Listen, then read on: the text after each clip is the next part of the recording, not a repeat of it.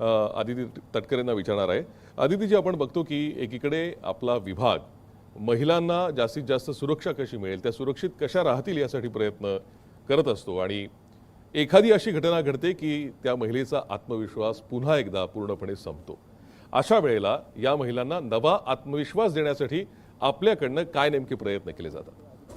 खरं तर साधारणपणे जर बघायला गेलं तर दुर्दैवीरित्या आजही एखादी मुलगी किंवा महिला जर सोशल मीडियावर असेल तर तिला मिळणारा जो रिस्पॉन्स असेल, तिला येणारे जे कमेंट्स असतील, तिला येणारे मेसेजेस असतील, हे नक्कीच जर मी म्हणेन की जर 80-90% त्याच्यातले तिच्या ओळखीच्यातले असतील तर किमान 15-20% अनोळखी लोकांकडून सुद्धा असतात।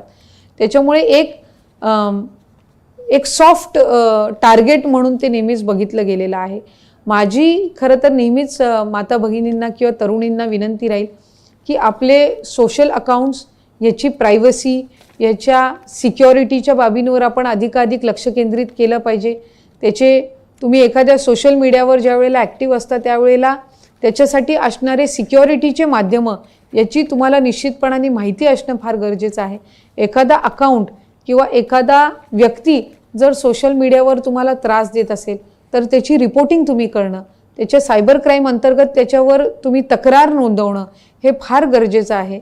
ह्या गोष्टी जर आपण हलक्यात घेतल्यात तर असे प्रसंग वाढत जात असतात आणि त्यातून काही ना काही दुर्दैवी बाब घडण्याची शक्यता असते। त्यामुळे अलर्टनेस हे त्याच्यामध्ये फार गरजेचं आहे।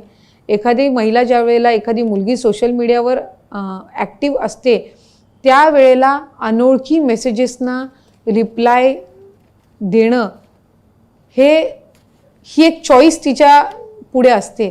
त्यामुळे तिने ते टाळणं किंवा अनोळखी लोकांपर्यंत संवाद साधत असताना दक्षता बाळगणं, एखादी जर ऑफेन्सिव्ह कमेंट आली तर त्या संदर्भात लगेचच रिपोर्टिंग करणं, या कमेंट्सना प्रोत्साहन न देणं, या सगळ्या गोष्टी सोशल मीडियाच्या माध्यमातून राहणं हे फार गरजेचं आहे। या संदर्भातले अधिकाधिक अवेअरनेस करण्याच्या दृष्टीने सुद्धा आम्ही निश्चितपणाने पुढच्या कालावधीमध्ये पावलं उचलूच, पण सेल्फ अवेअरनेस हे फार महत्त्वाचं आहे आणि त्या संदर्भामध्ये सुद्धा आपण सगळ्यांनी आणि खासकर सोशल मीडियावर असणाऱ्या महिलांनी, मुलींनी अलर्ट राहणं खूप गरजेचं आहे। खरं आहे आदितीजी।